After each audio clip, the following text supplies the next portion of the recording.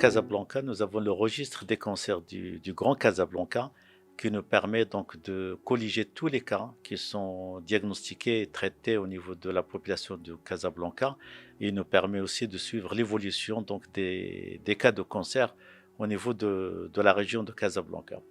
Donc à travers les données du registre, actuellement donc nous avons des données récentes qu'on va bientôt publier.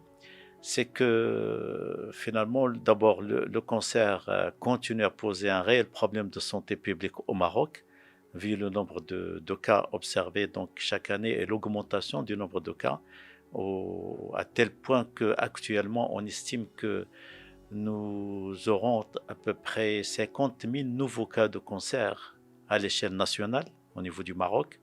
On diagnostique chaque année, récemment, donc selon les données récentes, à peu près 50 000 nouveaux cas de cancer à l'échelle nationale, au niveau de tout le territoire marocain. Parmi ces cancers, donc, quand on va chez la femme, on trouve le cancer du sein reste le cancer le plus fréquent, donc il représente presque 36% des cancers de la femme, suivi par le cancer du col de l'utérus. Le cancer du col de l'utérus, heureusement que sur les dernières données, on a constaté qu'elle a diminué en incidence par rapport aux années précédentes.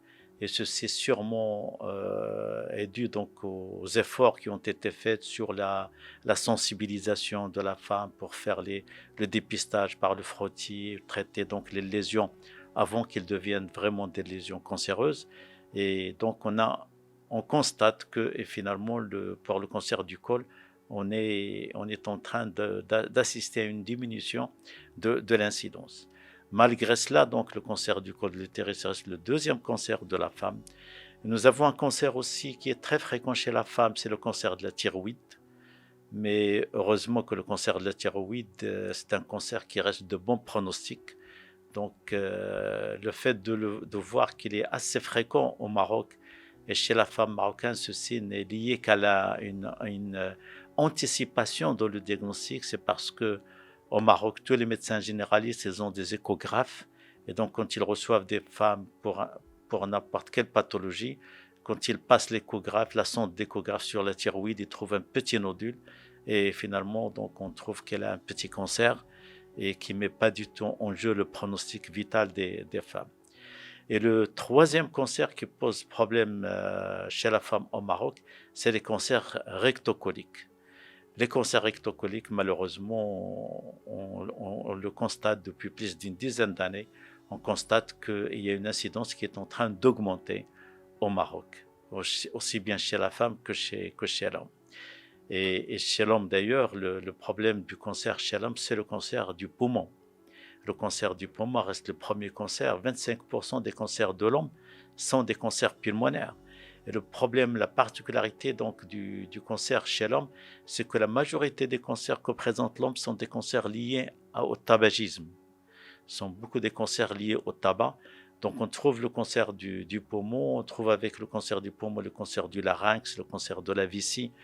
Tout ça, c'est des cancers, les cancers de la sphère ORL, sont des cancers qui sont liés donc au tabagisme. Mais en deuxième position après le cancer du poumon, on trouve le cancer de la prostate. Le cancer de la prostate qui est un cancer très rare au Maroc il y a une vingtaine d'années.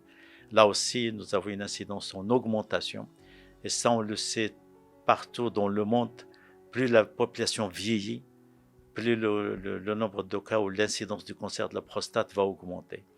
Donc automatiquement, c'est une incidence qui va augmenter encore et c'est une incidence, une augmentation qui est intimement liée au vieillissement de la population. Le troisième cancer de l'homme, c'est les cancers rectocoliques comme chez la femme. Et donc, comme je l'ai dit, c'est un problème donc de changement de mode de vie et en particulier le mode alimentaire. Donc, on est passé du mode alimentaire méditerranéen ou africain à un mode alimentaire à l'Occident.